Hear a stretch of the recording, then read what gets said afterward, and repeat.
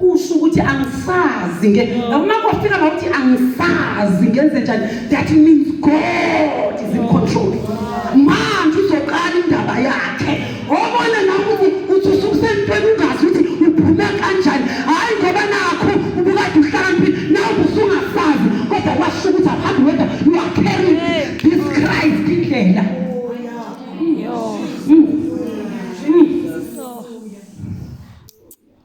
Ola kashaya shala brakasa indlela uyiqiniso. Whether we can live in this world elingena qiniso, people will preach today, tomorrow they will live a different way. Namhlanje muhlu uJesu, kusasa benza ezinye izinto ezingamrepresent uKristu. But remember, there is iqiniso uKristu uJesu. Awuhambi ngokubuka abantu bese nawe uyakhalakathela ngoba ubone umprofeti uNzama enza, kanti umprofeti uNzama igament yakhe ayisekho. Ngoba umuntu uyahamba ngegift igament ingasekho. There is why ekhonkeke umuntu ubona hayi le nto yazi ngithi uyaphenduka akaphe, because udayise ngento engadayiswa ngayo. Wabulala isizwe sikaNkulunkulu. Kube khona uhlobo lwembewu wrong engaphili according to the pattern of Christ. He is life.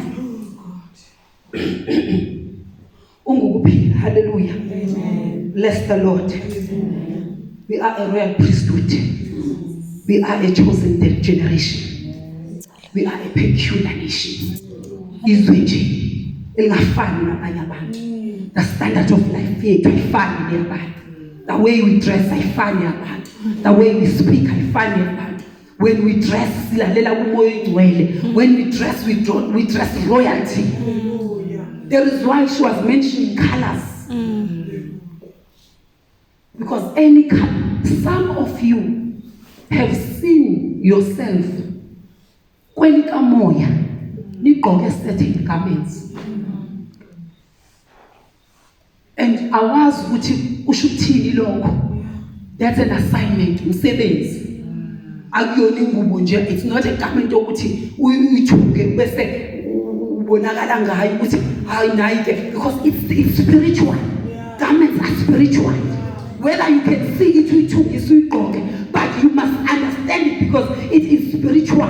It's for an assignment, a specific assignment. Some are prophets.